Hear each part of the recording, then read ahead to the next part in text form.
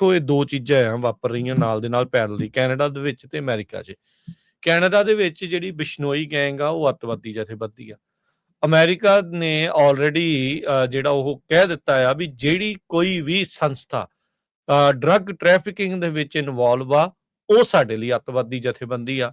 ਸੋ ਇਹ ਜਿਹੜਾ ਬਿਸ਼ਨੋਈ ਗੈਂਗ ਹੋ ਗਿਆ, ਭਗਵਾਨਪੁਰੀਆ ਹੋ ਗਿਆ, ਗੋਲਡੀ ਬਰਾੜ ਹੋ ਗਿਆ, ਇਹ ਢੰਡਾ ਹੁਣੀ ਜਿਹੜੇ ਹੋ ਗਏ, ਇਹ ਸਾਰੇ ਜਾਣਿਆਂ ਦੇ ਵਿੱਚ ਜੇ ਹਰਜੋਤ ਸਿੰਘ ਜੀ ਆਪਾਂ ਦੇਖਿਆ ਜਾਵੇ ਤਾਂ ਇਹ drug trafficking, drug smuggling, murder for hire, assassinations, ਹਰ ਤਰ੍ਹਾਂ ਦੇ ਜਿਹੜੇ ਪੁੱਠੇ ਸਿੱਧੇ ਜਿਹੜੇ ਕੰਮ ਆ ਉਹ ਇਹਨਾਂ ਦੇ ਨਾਲ ਜਿਹੜੇ ਉਹ ਜੁੜੇ ਹੋਏ ਨੇ।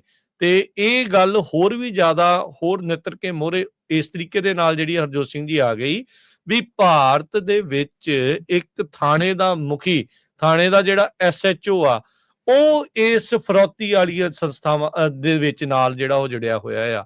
ਪੰਜਾਬ ਦੀ ਸਰਕਾਰ ਤੇ ਜਿਹੜੀ ਕੇਂਦਰ ਦੇ ਗ੍ਰਹਿ ਮੰਤਰੀ ਇੱਥੇ ਹੁਣ ਜਵਾਬਦੇਹ ਨੇ ਵੀ ਤੁਹਾਡੀ ਜਿਹੜੀ ਆ ਹੋਮ ਮਿਨਿਸਟਰੀ ਦੇ ਤਹਿਤ ਜਿਨ੍ਹਾਂ ਨੇ ਲਾ ਐਂਡ ਆਰਡਰ ਨੂੰ ਮੇਨਟੇਨ ਕਰਨਾ ਆ, ਉਹ ਤਾਂ ਆਪ ਗੈਰ ਕਾਨੂੰਨੀ ਕੰਮਾਂ ਦੇ ਵਿੱਚ ਜਿਹੜੇ ਜੁੜੇ ਹੋਏ ਆ। ਉਹਨੂੰ ਲੈਣ ਹਾਜ਼ਰ ਤਾਂ ਜਿਹੜਾ ਹਰਜੋਤ ਸਿੰਘ ਜੀ ਕਰ ਲਿਆ, ਉੱਥੇ ਉਹਨੂੰ ਤਬਾਦਲਾ ਕਰਕੇ ਉੱਥੇ ਪੁਲਿਸ ਲਾਈਨ ਦੇ ਵਿੱਚ ਬੁਲਾਤਾ ਜਿਹੜਾ ਉਹ ਲਿਆ। ਆਪਣੇ ਆਪ ਨੂੰ ਉਹ ਨਿਰਦੋਸ਼ ਕਹਿੰਦਾ, ਓਬਵੀਅਸਲੀ ਉਹਨੇ ਥੋੜੀ ਕਹਿਣਾ ਵੀ ਮੈਂ $4 ਲੱਖ ਦੀ ਫਰੌਤੀ ਜਿਹੜੀ ਆ ਉਹ ਕੀਤੀ ਜਿਹੜੀ ਹੋਊਗੀ ਜਾਂ ਨਾਲ ਉਸ ਦੇ ਵਿੱਚ ਕੌਂਸਪੀਰੇਸੀ ਦੇ ਵਿੱਚ ਜਿਹੜਾ ਉਹ ਜੁੜਿਆ ਹੋਊਗਾ। ਸੋ ਪਰ ਇਹ ਸਾਰੀਆਂ ਚੀਜ਼ਾਂ ਹੈਗੀਆਂ ਆ। ਹੁਣ ਜਿਹੜੀ ਹਰਜੋਤ ਸਿੰਘ ਜੀ ਇਸ ਦੇ ਵਿੱਚ ਅੱਗੀ ਗੱਲ ਜਿਹੜੀ ਤੁਸੀਂ ਕਿਹਾ ਵੀ ਇਹਨਾਂ ਨੂੰ ਕਿਹੜੇ ਕਾਨੂੰਨ ਦੇ ਤਹਿਤ FBI ਵਾਲੇ ਜਿਹੜੇ ਆ ਅਮਰੀਕਾ ਦੇ ਵਿੱਚ ਲਿਆ ਸਕਦੇ ਆ, ਹਵਾਲਗਿਰੀ ਜਿਹੜੀ ਆ ਉਹ ਹਵਾਲਗੀ ਕਿੱਦਾਂ ਜਿਹੜੀ ਇਸ ਦੇ ਵਿੱਚ ਹੋ ਸਕਦੀ ਆ। ਇਹਦੇ ਚ ਨਾ ਰਣਵੀਰ ਸਿੰਘ ਜੀ ਜਦੋਂ ਕਿਹੜੇ ਕਾਨੂੰਨ ਤਹਿਤ ਲਿਆਣਾ ਉਹ ਤੋਂ ਪਹਿਲਾਂ ਵੀ ਜਿਹੜੇ ਕਿਹੜੇ ਚਾਰਜਸ ਲਾਏ ਗਏ ਆ ਬਿਸ਼ਨੋਈ ਵਰਗੇ ਦੇ ਉੱਤੇ, ਇਹਦੇ ਤੇ ਉਹਨਾਂ ਨੇ ਸਲਮਾਨ ਖਾਨ ਦਾ ਵੀ ਜਿਹੜਾ ਉਹ ਇੰਡਾਈਟਮੈਂਟ ਉਹ ਚ ਲਿਖਿਆ ਗਿਆ ਹੈ ਵੀ ਸਲਮਾਨ ਖਾਨ ਦੇ ਉੱਤੇ ਵੀ ਇਹਨੇ ਸ਼ੂਟਿੰਗ ਕੀਤੀ ਆ। ਪੰਜਾਬੀ ਐਕਟਰ ਤੇ ਸਿੰਗਰ ਗਿੱਪੀ ਗਰੇਵਾਲ ਨੂੰ ਵੀ ਥ੍ਰੈਟ ਇਸ਼ੂ ਕੀਤੀਆਂ ਹੈਗੀਆਂ ਆ। ਸਿੱਧੂ ਮੂਸੇਵਾਲੇ ਦਾ ਜਿਹੜਾ ਕਤਲ ਕੀਤਾ ਗਿਆ ਹੈਗਾ ਬਿਸ਼ਨੋਈ ਗੈਂਗ ਵੱਲੋਂ। ਤੇ ਅਮਰੀਕਾ ਦੇ ਵਿੱਚ ਕੁਝ ਜਿਹੜੇ ਅਮਰੀਕਨ ਸਿਟੀਜ਼ਨਸ ਆ ਉਹਨਾਂ ਦੇ ਬਿਜ਼ਨੈਸਸ ਤੋਂ ਐਕਸਟੋਰਸ਼ਨ ਕੀਤੀ ਗਈ ਹੈਗੀ ਆ। ਸੋ ਇਹ ਚਾਰਜਸ ਜਿਹੜੇ ਆ ਬਿਸ਼ਨੋਈ ਗੈਂਗ ਦੇ ਉੱਤੇ ਲਾਏ ਗਏ ਹੈਗੇ ਆ ਜੀ। ਬਿਲਕੁਲ। ਤੇ ਹਰਜੋਤ ਸਿੰਘ ਜੀ ਇਸ ਦੇ ਨਾਲ ਜਿਹੜਾ HSN ਜਿਹੜੀ ਇੰਡਾਈਟਮੈਂਟ ਦੇ ਵਿੱਚ ਨਾਮ ਲਿਖਿਆ, ਜੋ ਕਿ ਆਪਾਂ ਇਹ ਮੰਨਦੇ ਆ ਵੀ ਹਰਦੀਪ ਸਿੰਘ ਨਿੱਜਰ ਹੋਣਾ ਦਾ ਨਾਮ ਆ। ਭਾਈ ਨਿੱਜਰ ਹੋਣਾ ਦੀ ਜਿਹੜੀ ਅਸੈਸੀਨੇਸ਼ਨ ਦੇ ਵਿੱਚ ਬਿਸ਼ਨੋਈ, ਗੋਲਡੀ ਬਰਾੜ ਹੋਣਾ ਨੂੰ ਜਿਹੜਾ ਇੱਕ ਤੌਰ ਦੇ ਉੱਤੇ ਦਿਖਾਇਆ ਗਿਆ ਵੀ ਹਾਂ ਇਹ ਉਸ ਕੌਂਸਪੀਰੇਸੀ ਦੇ ਵਿੱਚ ਸ਼ਾਮਲ ਸੀਗੇ। ਬਿਸ਼ਨੋਈ ਨੂੰ ਜਿਹੜਾ ਰੀਕੋ ਐਕਟ ਹੈਗਾ ਆ, ਸੋ ਇਹਦੇ ਵਿੱਚ ਰੀਕੋ ਕੌਂਸਪੀਰੇਸੀ, ਹੌਬਸ ਐਕਟ ਕੌਂਸਪੀਰੇਸੀ, ਡਰੱਗ ਕੌਂਸਪੀਰੇਸੀ ਦੇ ਵਿੱਚ ਇੰਡਾਈਟ ਕੀਤਾ ਗਿਆ ਆ। ਇਸ ਦੇ ਵਿੱਚ ਇਹ ਇਲਜ਼ਾਮ ਇਸ ਉੱਤੇ ਲਾਏ ਗਏ ਨੇ। ਇੰਡਾਈਟਮੈਂਟ ਦੇ ਤਹਿਤ ਇਹ ਅਲੈਜ ਕੀਤਾ ਗਿਆ ਆ ਵੀ ਇਹ ਗਲੋਬਲ ਲੀਡਰ ਸੀਗਾ ਜਿਹੜਾ ਕਿ ਪਰਸਨਲੀ ਡਾਇਰੈਕਟ ਕਰਦਾ ਸੀਗਾ assassinations, murders, extortion, kidnapping, drug trafficking ਤੇ ਹੋਰ ਜਿਹੜੇ ਉਹ ਕ੍ਰਾਈਮ। ਇੱਕ ਜਿਹੜਾ ਕਾਊਂਟ ਉਹ ਇਹ ਦੱਸਦਾ ਵੀ 5 ਕਿਲੋ ਕੋਕੇਨ, 50 ਗ੍ਰਾਮ ਮੈਥ, ਇਹ ਜੇ ਸਾਬਤ ਹੋ ਜਾਂਦੇ ਆ ਤੇ ਜੇ ਇੱਥੇ ਹੁੰਦਾ ਤੇ ਇਸ ਨੂੰ ਘੱਟੋ ਘੱਟ ਉਸ ਮਾਮਲੇ ਦੇ ਵਿੱਚ ਇੱਕ ਕਾਊਂਟ ਦੇ ਕਰਕੇ ਹੀ 10 ਸਾਲ ਦੀ ਸਜ਼ਾ ਹੋਊਗੀ। ਸੇਮ ਤਰੀਕੇ ਦੇ ਨਾਲ ਜਿਹੜਾ ਗੋਲਡੀ ਬਰਾੜ ਆ ਉਸ ਨੂੰ ਵੀ RICO act, Hobbs act, extortion conspiracy, 2 attempted extortion count, drug conspiracy, ਇਹ ਜਿਹੜੇ ਚਾਰਜਿਸ ਇਸ ਇੰਡਾਈਟਮੈਂਟ ਦੇ ਵਿੱਚ ਲੱਗੇ ਹੈਗੇ ਆ।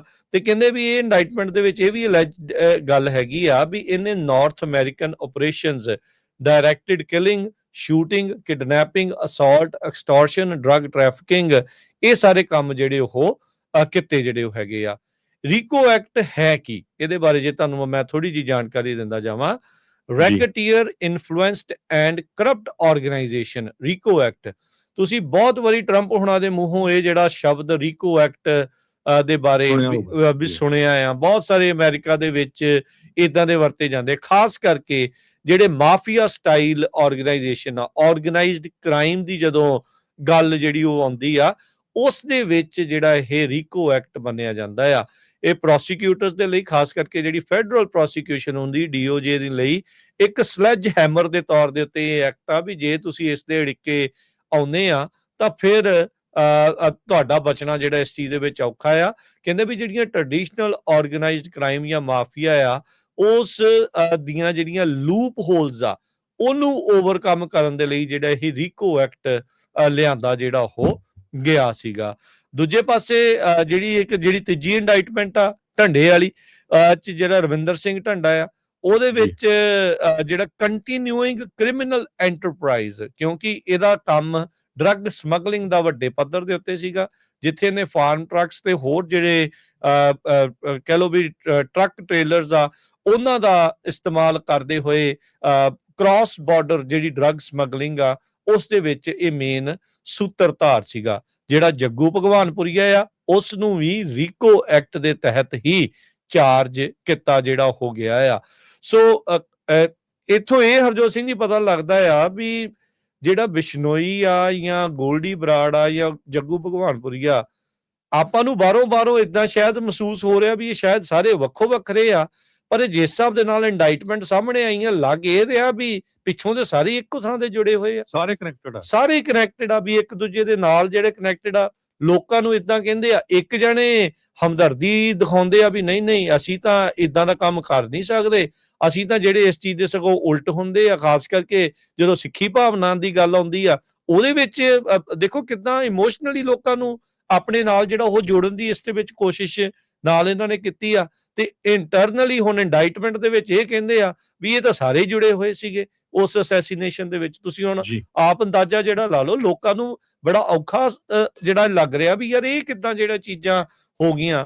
ਸੋ ਇਹ ਸਿਚੁਏਸ਼ਨ ਇਸ ਤਰੀਕੇ ਦੇ ਨਾਲ ਬਣ ਚੁੱਕੀ ਹੈਗੀ ਆ। ਸੋ ਜਿਹੜਾ ਰੀਕੋ ਐਕਟ ਦੇ ਨਾਲ ਜਿਹੜੇ ਇਹ ਮਾਫੀਆ ਸਟਾਈਲ ਆਰਗੇਨਾਈਜ਼ਡ ਕ੍ਰਾਈਮ ਆ ਇਹ ਇੱਕ ਦੂਜੇ ਤੋਂ ਆਪਣਾ ਗੈਪ ਬਣਾਉਣ ਦੀ ਕੋਸ਼ਿਸ਼ ਕਰਦੇ ਹੁੰਦੇ ਆ, ਪਰ ਰੀਕੋ ਐਕਟ ਉਹ ਜਿਹੜੇ ਲੂਪ ਹੋਲ ਆ ਉਹਨਾਂ ਨੂੰ ਪੂਰਿਆਂ ਕਰਕੇ ਆਪਸ 'ਚ ਉਹ ਜਿਹੜੇ ਕਨੈਕਸ਼ਨ ਜੋੜਦਾ ਆ, ਤੇ ਉਹ ਫਿਰ ਜਿਹੜਾ ਮੇਨ ਸੂਤਰਧਾਰ ਦੇ ਤੌਰ ਦੇ ਉੱਤੇ ਮਾਫੀਆ ਡੌਨ ਦੇ ਹਿਸਾਬ ਦੇ ਨਾਲ, ਜਿੱਦਾਂ ਅਸੀਂ ਕਹਿ ਲਓ ਵੀ ਮੇਨ ਇੱਕ ਆਰਗੇਨਾਈਜੇਸ਼ਨ ਦੇ ਲੀਡਰ ਦੇ ਤੌਰ ਦੇ ਉੱਤੇ ਉਹ ਸਾਹਮਣੇ ਆਉਂਦੇ ਆ, ਤੇ ਫਿਰ ਉਹਦੇ ਵਿੱਚੋਂ ਜਿਹੜਾ ਉਹ ਬਚਣਾ ਉਹਨਾਂ ਦਾ ਮੁਸ਼ਕਲ ਹੁੰਦਾ ਆ, ਬਸ਼ਰਤੇ ਇਹ ਜੋ ਇਹਨਾਂ ਦੇ ਉੱਤੇ ਦੋਸ਼ ਲਾਏ ਆ ਉਹ ਅਦਾਲਤ ਦੇ ਵਿੱਚ ਸਾਬਤ ਹੁੰਦੇ ਆ। ਸੋ ਜਿਸ ਤਰ੍ਹਾਂ ਨਿਖਿਲ ਗੁਪਤੇ ਨੂੰ ਅਮਰੀਕਾ ਦੀ ਸਰਕਾਰ ਚੱਕ ਕੇ ਲਿਆਈ ਸੀ ਅਮਰੀਕਾ ਦੇ ਵਿੱਚ, ਹੁਣ ਇਦਾਂ ਜਿਹੜਾ ਬਿਸ਼ਨੋਈ ਆ ਉਹਨੂੰ ਚੱਕ ਕੇ ਅਮਰੀਕਾ ਦੀ ਸਰਕਾਰ ਇੱਥੇ ਲੈ ਕੇ ਆਊਗੀ। ਬਿਸ਼ਨੋਈ ਦੇ ਉੱਤੇ ਅਲੈਜ ਕੀਤਾ ਗਿਆ ਆ ਵੀ ਉਹ ਇੱਕ ਗਲੋਬਲ ਵਾਇਲੈਂਸ ਨੈਟਵਰਕ ਜੇਲ੍ਹ ਦੇ ਵਿੱਚੋਂ ਚਲਾ ਰਿਹਾ ਸੀ। ਜਿਹੜੀ ਇੰਡਾਈਟਮੈਂਟ ਆ ਉਹਦੇ ਵਿੱਚ ਬੜਾ ਕਲੀਅਰਲੀ ਲਿਖਿਆ ਆ ਵੀ ਉਹਨੇ ਜਿਹੜੇ ਆ ਕਾਂਟਰਾਬੈਂਡ ਫੋਨਸ ਤੇ ਇੰਟਰਨੈਟ ਡਿਵਾਈਸਸ ਜਿਹੜੇ ਸਮਗਲ ਕੀਤੇ ਗਏ ਸੀ ਜੇਲ੍ਹ ਦੇ ਵਿੱਚ ਸੈੱਲ ਦੇ ਵਿੱਚ, ਉਹ ਯੂਜ਼ ਕਰਕੇ ਪਰਸਨਲੀ ਡਾਇਰੈਕਟ ਕੀਤਾ ਪੋਲੀਟੀਕਲ ਅਸੈਸੀਨੇਸ਼ਨ।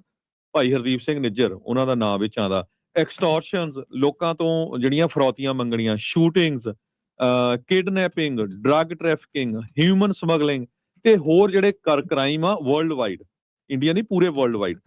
ਸਭ ਤੋਂ ਵੱਡਾ ਜਿਹੜਾ ਕਹਿੰਦੇ ਵੀ ਸੈਂਟਰਲ ਸ਼ੌਕਰ ਇਹ ਆ ਵੀ ਪ੍ਰੋਸੀਕਿਊਟਰਸ ਅਲੈਜ ਕਰ ਰਿਹਾ ਕਿ prison cell functioned like an international command centre. ਦੇਖੋ ਜਿੱਦਾਂ ਕਹਿੰਦੇ ਨਾ ਮਿਲਟਰੀ ਦਾ ਕਮਾਂਡ ਸੈਂਟਰ ਹੁੰਦਾ ਆ ਵੀ ਉੱਥੋਂ ਤੁਸੀਂ ਆਪਰੇਸ਼ਨ ਕਰ ਰਹੇ ਆ, ਸੋ ਉਦਾਂ ਉਹ ਜਿਹੜਾ ਉਹਦੀ ਜੇਲ੍ਹ ਆ, ਜੇਲ੍ਹ 'ਚ ਜਿਹੜਾ ਉਹਨੂੰ ਰੂਮ ਦਿੱਤਾ ਆ, ਉਹ ਜੇਲ੍ਹ 'ਚੋਂ ਉਹ ਇੱਕ ਤਰ੍ਹਾਂ ਨਾਲ ਇੰਟਰਨੈਸ਼ਨਲ ਕਮਾਂਡ ਸੈਂਟਰ ਵਾਂਗ ਕੰਮ ਕਰ ਰਿਹਾ ਹੈਗਾ। ਸੇਮ ਜਿਹੜੀ ਇੰਡਾਈਟਮੈਂਟ ਆ ਉਹਦੇ 'ਚ ਅਲੈਜ ਕੀਤਾ ਗਿਆ ਹੈ ਵੀ ਬਿਸ਼ਨੋਈ ਤੇ ਗੋਲਡੀ ਬਰਾੜ ਇਹਨਾਂ ਨੇ ਹਰਦੀਪ ਸਿੰਘ ਨਿੱਜਰ ਉਹਨਾਂ ਦਾ ਕਤਲ ਕੀਤਾ, ਤੇ ਬਿਸ਼ਨੋਈ ਨੇ ਫੋਟੋਗ੍ਰਾਫਸ ਦਿੱਤੀਆਂ and multiple addresses to facilitate the killing. ਬਹੁਤ ਸਾਰੇ ਐਡਰੈਸ ਵੀ ਪ੍ਰੋਵਾਈਡ ਕੀਤੇ ਤਾਂ ਕਿ ਕਿਸ ਤਰ੍ਹਾਂ ਜਿਹੜਾ ਆ ਹਰਦੀਪ ਸਿੰਘ ਨਿੱਜਰ ਦਾ ਜਿਹੜਾ ਕਤਲ ਕੀਤਾ ਜਾ ਸਕੇ। ਸੋ ਹੁਣ ਇੱਥੋਂ ਤੁਸੀਂ ਅੰਦਾਜ਼ਾ ਲਾਓ ਕਿ ਕਿਉਂ ਨਹੀਂ ਜਿਹੜੀ ਭਾਰਤ ਦੀ ਸਰਕਾਰ ਆ ਉਹ ਸਿੱਧੀ ਇਨਵੋਲਵ। ਹਰਜੋਤ ਸਿੰਘ ਜੀ ਜਦੋਂ ਇੰਡਾਈਟਮੈਂਟ ਆ ਜੇਲ੍ਹ ਦੇ ਵਿੱਚੋਂ ਜੋ ਕਹਿ ਰਹੇ ਆ ਇੰਨਾ ਕੰਮ ਹੋ ਰਿਹਾ ਇੱਕ ਤਰ੍ਹਾਂ ਨਾਲ ਕਮਾਂਡ ਸੈਂਟਰ ਸੀ, ਉਹ ਕਮਾਂਡ ਸੈਂਟਰ ਹੁਣ ਕਿਹਦੇ ਥੱਲੇ ਕੰਮ ਕਰ ਰਿਹਾ ਹੈਗਾ ਜੀ? ਹਾਂਜੀ ਬਿਲਕੁਲ, ਇਹ ਤਾਂ ਹੁਣ ਸਪਸ਼ਟ ਹੀ ਆ ਵੀ ਜੇਲ੍ਹ 'ਚ ਐਡਾ ਕਮਾਂਡ ਸੈਂਟਰ ਚੱਲ ਕਿੱਦਾਂ ਸਕਦਾ, ਕਿਹਦੀ ਸ਼ਹਿ ਦੇ ਉੱਤੇ ਜਿਹੜਾ ਉਹ ਚੱਲ ਸਕਦਾ ਆ, ਤੇ ਉਹਨੂੰ ਵਿਸ਼ੇਸ਼ ਤੌਰ ਦੇ ਉੱਤੇ ਰੱਖਿਆ ਹੀ ਉੱਥੇ ਕਿਉਂ ਗਿਆ ਹੋਇਆ ਹੈ ਵੀ ਇੱਕੋ ਹੀ ਜਿਹੜੀ ਉਹ ਜੇਲ੍ਹ ਦੇ ਵਿੱਚ ਨਾ ਕੋਈ ਆਵੇ ਨਾ ਕੋਈ ਜਾਵੇ, ਅੰਦਰੋਂ ਇੰਟਰਵਿਊ ਕਰ ਸਕਦਾ ਆ। ਤੁਸੀਂ ਜਿਹੜਾ ਉਹ ਹਿਸਾਬ ਲਾ ਲਓ ਵੀ ਇਹ ਸਾਰੀਆਂ ਚੀਜ਼ਾਂ ਦੇ ਵਿੱਚ ਹੈ ਹੀ ਇਹ ਚੀਜ਼ ਵੀ ਇਹ ਸਾਰੀਆਂ ਚੀਜ਼ਾਂ ਕੱਲਾ ਇਹ ਨਹੀਂ ਮਿਲਦਾ ਹਰਜੋਤ ਸਿੰਘ ਜੀ, ਜਿਹੜੀਆਂ ਇੰਡੀਆ ਦੇ ਵਿੱਚ ਕਈ ਜਿਹੜੀਆਂ ਪੋਲੀਟੀਕਲ ਅਸੈਸੀਨੇਸ਼ਨਸ ਉੱਥੇ ਵੀ ਜਿਹੜੀਆਂ ਇੰਟਰਨਲੀ ਹੋਈਆਂ ਆ ਉਹਨਾਂ ਵਿੱਚ ਵੀ ਇਹੀ ਗੈਂਗਸਟਰਸ ਜਿਹੜੇ ਉਹ ਇਨਵੋਲਵ ਸੀਗੇ। ਗੈਂਗਸਟਰਸ ਇੰਨਾ ਵੱਡਾ ਰੂਪ ਜਿਹੜਾ ਅਖਤਿਆਰ ਕਰ ਜਾਣਗੇ, ਇਹ ਦੇਖਣੇਗਾ। ਜਿਹੜੀ ਤੁਸੀਂ ਸ਼ੁਰੂਆਤ 'ਚ ਗੱਲ ਕੀਤੀ ਆ ਨਾ, ਇੱਥੋਂ ਇਹ ਕਲੀਅਰ ਹੋ ਜਾਣਾ ਚਾਹੀਦਾ ਜਿੰਨੇ ਵੀ ਇਹ ਜਿਹੜੇ ਗੈਂਗਸਟਰਸ ਆ, ਜਿਹੜੇ ਸੋਚਦੇ ਆ ਵੀ ਅੱਜ ਸਾਨੂੰ ਸਰਕਾਰੀ ਸ਼ਹਿ ਪ੍ਰਾਪਤ ਆ ਤੇ ਅਸੀਂ ਜੋ ਮਰਜ਼ੀ ਕਰ ਸਕਦੇ ਹਾਂ ਤੇ ਸਾਨੂੰ ਇੰਪਿਊਨਿਟੀ ਆ, ਵੀ ਸਾਨੂੰ ਕੋਈ ਕੁਝ ਕਹਿ ਨਹੀਂ ਸਕਦਾ। ਤੁਸੀਂ ਦੇਖੋ ਵੀ ਇਹ ਸਭ ਤੋਂ ਪਹਿਲਾਂ ਇਹਨਾਂ ਨੇ ਪੱਲਾ ਝਾੜ ਕੇ ਇਹਨੂੰ ਸਿੱਟਣਾ ਆ ਬਾਹਰ। ਹੁਣ ਕਿਉਂ ਜਿਹੜਾ ਕੈਨੇਡਾ ਦੇ ਵਿੱਚ ਜਿਹੜੇ ਇੰਡੀਅਨ ਕੌਂਸੂਲੇਟ ਵਾਲੇ, ਉਹ ਕਿਉਂ ਕਹਿ ਰਹੇ ਆ ਵੀ ਨਹੀਂ ਇਹ ਤਾਂ ਬਹੁਤ ਵਧੀਆ, ਇਹਨਾਂ ਨੂੰ ਫੜੋ, ਇਹਨਾਂ ਨੂੰ ਕਰੋ? ਉਹ ਕਿਉਂ ਕਹਿ ਰਹੇ ਆ? ਉਹਨਾਂ ਨੇ ਆਪਣੇ ਕੰਮ ਕੱਢ ਲਏ ਆ ਤੇ ਹੁਣ ਜਿਹੜੇ ਲੂਜ਼ ਐਂਡਸ ਨੇ ਉਹਨਾਂ ਨੂੰ ਉਹਨਾਂ ਨੇ ਬੰਦ ਕਰਨਾ। ਇਹ ਵੀ ਹਰਜੋਤ ਸਿੰਘ ਜੀ ਕੋਈ ਅੱਤ ਕਥਨੀ ਨਹੀਂ ਹੋਊਗੀ ਆਉਂਦੇ ਦਿਨਾਂ ਦੇ ਵਿੱਚ ਆਪਾਂ ਨੂੰ ਇਹ ਪਤਾ ਲੱਗੇ ਵੀ ਬਿਸ਼ਨੋਈ ਦਾ ਜੇਲ੍ਹ ਦੇ ਵਿੱਚ ਹੀ ਕਤਲ ਹੋ ਗਿਆ, ਵੀ ਉੱਥੇ ਲੜਾਈ ਹੋ ਗਈ, ਉੱਥੇ ਕੁਝ ਹੋ ਗਿਆ, ਜਿਹੜੇ ਇਸ ਟਾਈਮ ਗੈਂਗਸਟਰਸ ਉੱਥੇ ਇਨਵੋਲਵ ਨੇ ਵੀ ਉਹ ਅੰਦਰ ਜੇਲ੍ਹਾਂ 'ਚ ਅਚਾਨਕ ਹੀ ਮਰ ਗਏ। ਇਹ ਕੋਈ ਅੱਤ ਕਥਨੀ ਨਹੀਂ ਹੋਊਗੀ, ਇਹ ਸੋਚਿਆ ਜਾ ਸਕਦਾ ਆ, ਕਿਉਂਕਿ ਇਦਾਂ ਦੀਆਂ ਚੀਜ਼ਾਂ ਪਹਿਲਾਂ ਵਾਪਰ ਚੁੱਕੀਆਂ ਆ ਤੇ ਵਾਪਰਨ ਦੀਆਂ ਸੰਭਾਵਨਾਵਾਂ ਜਿਹੜੀਆਂ ਆ ਉਹ ਪੂਰੀਆਂ ਹੁੰਦੀਆਂ ਨੇ। ਸੋ ਇਹ ਚੀਜ਼ਾਂ ਜਿਹੜੀਆਂ ਇਸ ਤਰੀਕੇ ਦੇ ਨਾਲ ਜਿਹੜਾ ਹਰਜੋਤ ਸਿੰਘ ਜੀ ਇਸ ਟਾਈਮ ਚੀਜ਼ਾਂ ਜਿਹੜੀਆਂ ਉਹ ਚੱਲ ਰਹੀਆਂ ਦੇ ਵਿੱਚ ਰਾਜਕਨਵੀਰ ਸਿੰਘ ਜੀ ਜਿਹੜਾ FBI ਦੀ ਇੰਡਾਈਟਮੈਂਟ ਆ ਉਹਦੇ ਵਿੱਚ ਇਹ ਕਹਿੰਦੇ ਵੀ ਇੱਕ ਆਮ ਜੀ ਗੈਂਗ ਵਾਇਲੈਂਸ ਨਹੀਂ ਹੈ ਜਿੱਦਾਂ ਆਪਾਂ ਦੇਖਦੇ ਹੈਗੇ ਆ ਵੀ ਮੈਕਸੀਕੋ ਦੇ ਗੈਂਗਸ ਵਗੈਰਾ ਆ, ਪਰ ਇਹ ਕਹਿੰਦੇ ਵੀ ਕ੍ਰਿਮੀਨਲ ਨੈਟਵਰਕ ਆ ਜੋ ਕਿ ਵੈਪਨਾਈਜ਼ ਕਰਦਾ ਪਬਲਿਕ ਇੰਸਟੀਟਿਊਸ਼ਨਸ ਨੂੰ, ਤੇ ਇਹਦੇ ਚ ਪੂਰੀ ਤਰ੍ਹਾਂ ਪੁਲਿਸ ਇਨਵੋਲਵ ਆ। ਉਹ ਜਿਹੜਾ ਪੁਲਿਸ ਵਾਲਾ ਆ ਵੀ ਜੇ ਤੁਸੀਂ ਪੈਸੇ ਨਾ ਦਿੱਤੇ ਅਸੀਂ ਤੁਹਾਡੇ ਤੇ ਕੇਸ ਪਾ ਦੇਣੇ ਆ। ਜਿਹੜੇ ਪਾਏ ਵੀ ਕਹਿੰਦੇ ਆ ਰਹੀ ਆ, ਮਡੇਰੇ 'ਚ ਇੱਕ ਰੈਸਟੋਰੈਂਟ ਸੀ, ਉਹਦੇ ਤੇ ਗੋਲੀਆਂ ਚਲਾਈਆਂ ਗਈਆਂ ਵੀ ਤੁਸੀਂ ਸਾਨੂੰ ਪੈਸੇ ਦਿਓ, $4 ਲੱਖ ਦਿਓ, 4 ਕਰੋੜ ਰੁਪਈਆ ਇੰਡੀਆ ਦਾ, ਜਿਹੜਾ ਪੁਲਿਸ ਵਾਲਾ ਹੁਣ ਉਹਦਾ ਜਿਹਦਾ ਵਿੱਚ ਨਾਂ ਆ ਰਿਹਾ ਹੈਗਾ। ਸੋ ਪੂਰਾ ਇਹ ਰਲਿਆ ਹੋਇਆ। ਜਿਹੜੇ ਕੈਨੇਡਾ ਵਾਲੇ ਸੀ ਢੰਡਾ ਦੀ ਜਿਹੜੀ ਇੰਡਾਈਟਮੈਂਟ ਆ ਉਹਦੇ ਵਿੱਚ ਕਹਿੰਦੇ ਵੀ ਇਹ ਬਹੁਤ ਵੱਡਾ ਆਪਰੇਸ਼ਨ ਆ, ਜਿੱਦਾਂ ਕਾਰਟਲ ਸਕੇਲ ਲੌਜਿਸਟਿਕਸ ਸੀ, ਜਿੱਦਾਂ ਦੇ ਮੈਕਸੀਕੋ ਦੇ ਕਾਰਟਲ ਆ ਜਾਂ ਹੋਰ ਵੈਨਜ਼ੂਏਲਾ ਦੇ ਹੈਗੇ ਆ। ਉਹਦੇ ਵਿੱਚ ਪ੍ਰੋਸੀਕਿਊਟਰਸ ਅਲੈਜ ਕਰ ਰਹੇ ਆ ਵੀ DTO moved hundreds of kilograms of cocaine and meth each week used between US and Canada, through smuggling routes ਤੇ even gathered border inspection information।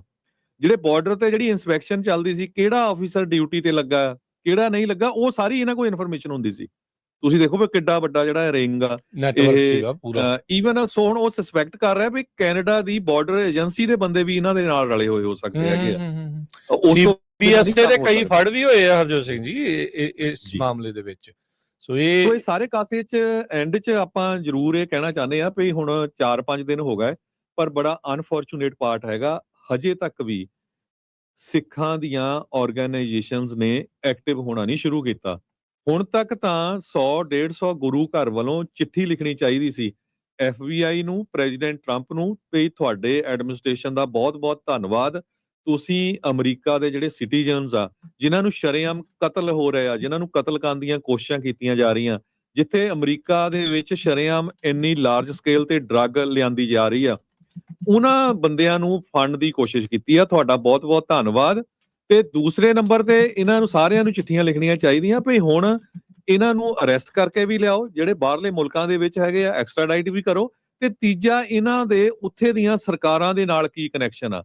ਜਿਸ ਤਰ੍ਹਾਂ ਮਡੂਰੋ ਨੂੰ ਤੁਸੀਂ ਚੱਕ ਕੇ ਲਿਆਂਦਾ ਇੱਥੇ ਵੈਨਜ਼ੂਏਲਾ ਦੇ ਵਿੱਚ, ਨੋਰੀਏਗਾ ਨੂੰ ਕਾਫੀ ਲੰਮਾ ਸਮਾਂ ਪਹਿਲਾਂ ਤੁਸੀਂ ਚੱਕ ਕੇ ਲਿਆਂਦਾ ਸੀ ਪਨਾਮਾ ਤੋਂ, ਐਲ ਚਾਪੋ ਨੂੰ ਤੁਸੀਂ ਚੱਕ ਲਿਆਂਦਾ ਮੈਕਸੀਕੋ ਤੋਂ।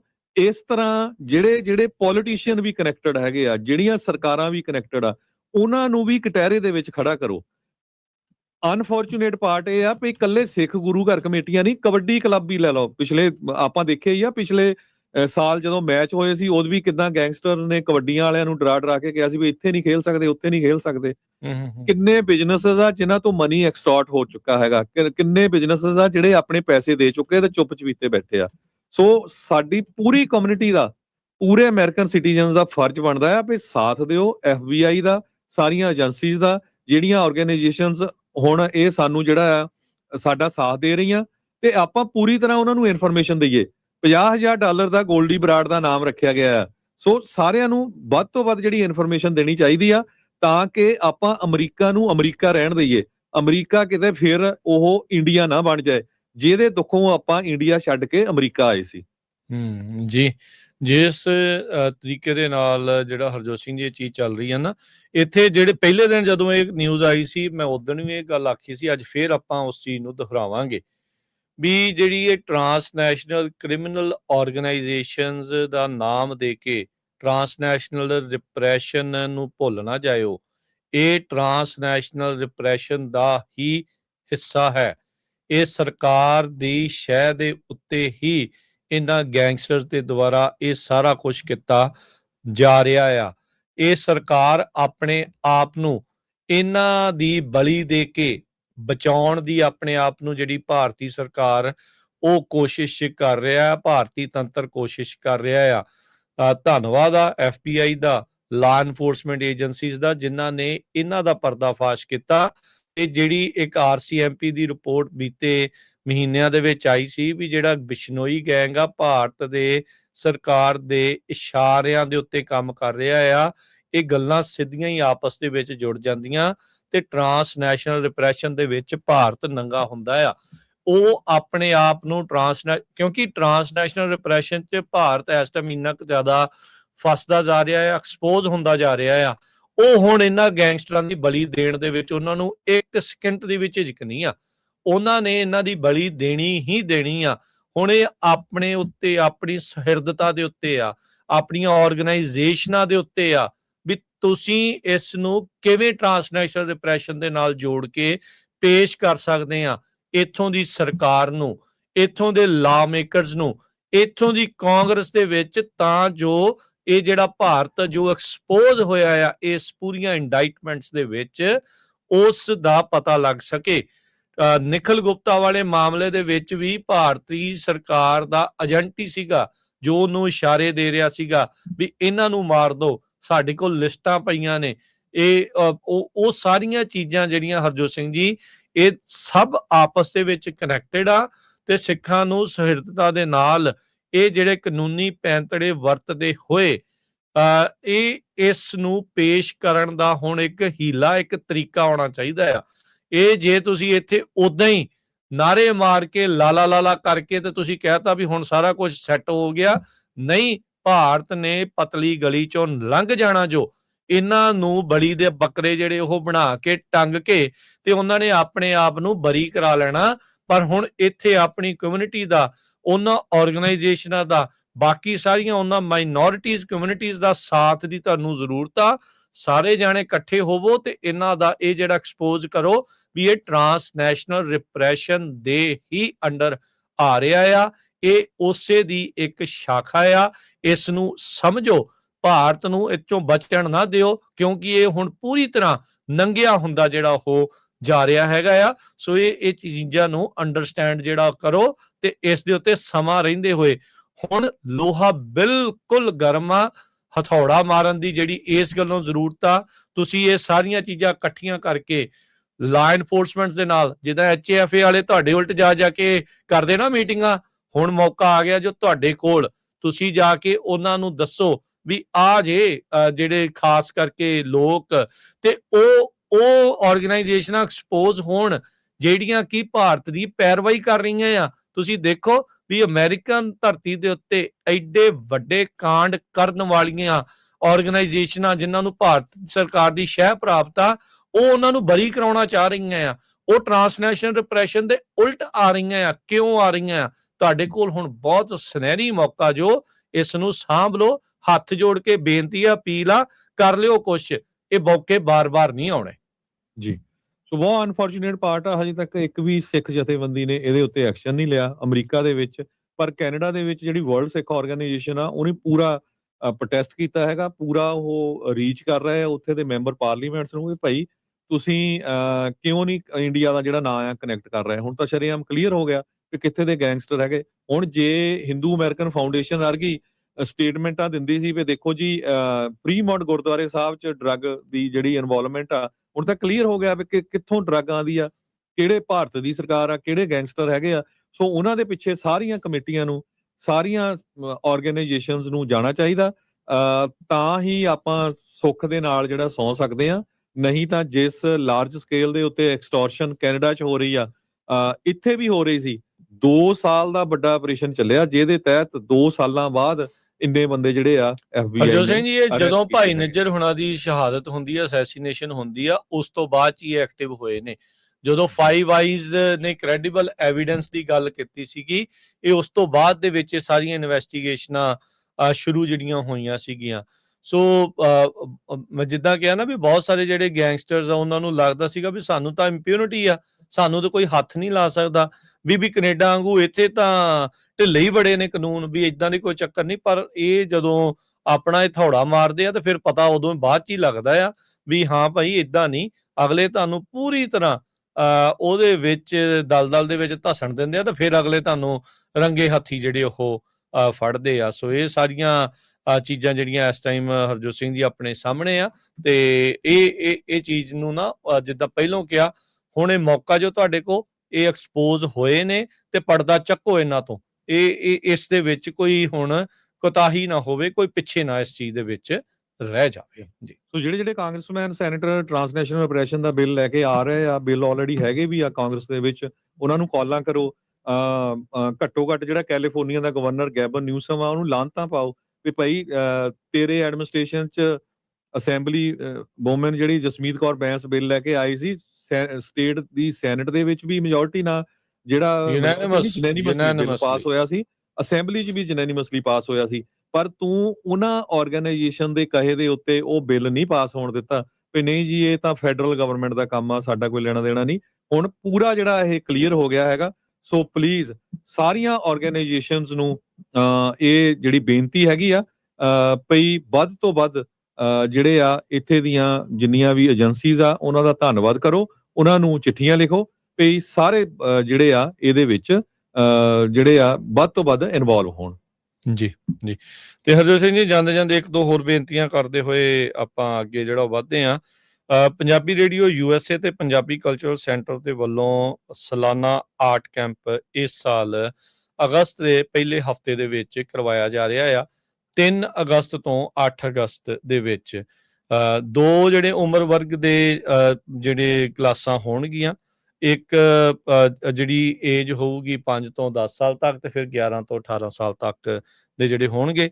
ਸਵੇਰੇ 10 ਤੋਂ 12 ਤੇ ਜਿਹੜੇ ਦੁਪਹਿਰੀ 3 ਤੋਂ 5 ਵਜੇ ਤੱਕ ਜਿਹੜੀਆਂ 2 ਕਲਾਸਾਂ ਹੋਣਗੀਆਂ। ਸੋ ਜੇ ਤੁਸੀਂ ਚਾਹੁੰਦੇ ਆ ਵੀ ਤੁਹਾਡੇ ਬੱਚੇ ਜਿਹੜੇ ਆਰਟ ਕੈਂਪ ਦੇ ਵਿੱਚ ਹਿੱਸਾ ਲੈਣ, ਜੋ ਕਿ ਪਹਿਲੇ ਵੀ ਆਰਟ ਕੈਂਪਸ ਦੇ ਵਿੱਚ ਵੱਡੀ ਗਿਣਤੀ 'ਚ ਬੱਚਿਆਂ ਨੇ ਜਿਹੜਾ ਉਹ ਹਿੱਸਾ ਲਿਆ, ਤਾਂ ਉਹ ਜ਼ਰੂਰ ਉਹਨਾਂ ਨੂੰ ਅਸੀਂ ਬੇਨਤੀ ਆ ਵੀ ਆਪਣੇ ਆਪ ਬੱਚਿਆਂ ਨੂੰ ਜਿਹੜਾ ਰਜਿਸਟਰ ਕਰਾਓ। ਰਜਿਸਟਰ ਕਰਵਾਉਣ ਦੇ ਲਈ ਨੰਬਰ ਹੈ 408 722 7698 408 722 7698 ਦੇ ਉੱਤੇ ਜਿਹੜੀ ਉਹ ਤੁਸੀਂ ਕਾਲ ਜਿਹੜੀ ਉਹ ਕਰ ਸਕਦੇ ਹੈਗੇ ਆ। ਤੇ ਆਰਟ ਕੈਂਪ ਦੇ ਵਿੱਚ ਕਲਾਸਾਂ ਜਿਹੜੀਆਂ ਹਰ ਸਾਲ ਦੀ ਤਰ੍ਹਾਂ ਜਿਹੜੇ ਕੈਨੇਡਾ ਦੇ ਬਹੁਤ ਹੀ ਪ੍ਰੋਮੀਨੈਂਟ ਆਰਟਿਸਟ ਪੇਂਟਰ ਸਰਦਾਰ ਪਰਮ ਸਿੰਘ, ਉਹ ਜਿਹੜੇ ਉਹ ਲਾਉਣਗੇ। ਸੋ 3 ਅਗਸਤ ਤੋਂ 8 ਅਗਸਤ ਤੱਕ, ਸੋ 3 ਤੋਂ 7 ਅਗਸਤ ਤੱਕ ਰੈਗੂਲਰ ਕਲਾਸਾਂ ਹੋਣਗੀਆਂ। 8 ਅਗਸਤ ਯਾਨੀ ਕਿ ਸ਼ਨੀਚਰਵਾਰ ਵਾਲੇ ਦਿਨ ਸਰਟੀਫਿਕੇਟ ਸਮਾਗਮ ਜਿਹੜਾ ਆ ਉਹ ਜਿਹੜਾ ਹੋਊਗਾ। ਤੇ ਆਪਾਂ ਆਰਟਿਸਟ ਤੋਂ ਹੋਰ ਜਿਹੜੇ ਪਹੁੰਚੇ ਪਤਵੰਤੇ ਸੱਜਣ ਹੁੰਦੇ ਆ, ਉਹਨਾਂ ਦੇ ਨਾਲ ਆਪਾਂ ਗੱਲਬਾਤ ਵੀ ਜਿਹੜੀ ਉਹ ਕਰਾਂਗੇ। ਸੋ 2 ਕਲਾਸਾਂ ਹੋਣਗੀਆਂ, ਸਵੇਰੇ 10 ਤੋਂ 12 ਤੇ ਸ਼ਾਮੀ 3 ਤੋਂ 5, ਤੇ 5 ਤੋਂ 10 ਸਾਲ ਤੱਕ ਦੇ ਤੇ 11 ਤੋਂ 18 ਸਾਲ ਤੱਕ ਦੀ ਉਮਰ ਦੇ ਜਿਹੜੇ ਬੱਚੇ ਆ। ਬਾਕੀ ਜੇ ਕਿਸੇ 1-ਅੱਧੀ ਸਾਲ ਦੀ ਉਮਰ ਦਾ ਫਰਕ ਆ ਤੇ 2 ਨਿਆਣੇ ਆ, ਦੋਨੋਂ ਭੈਣ ਭਾਈ ਆ, ਜਾਂ ਦੋਨੋਂ ਭਰਾ ਨੇ, ਜਾਂ ਦੋਨੋਂ ਭੈਣਾਂ ਨੇ, ਜੋ ਇੱਕ ਗਰੁੱਪ 'ਚ ਵੀ ਹੋਣਾ ਚਾਹੁੰਦੇ ਆ, ਤੇ ਉਸ ਨੂੰ ਮੈਨੇਜ ਕੀਤਾ ਜਿਹੜਾ ਉਹ ਜਾ ਸਕਦਾ ਹੁੰਦਾ ਆ।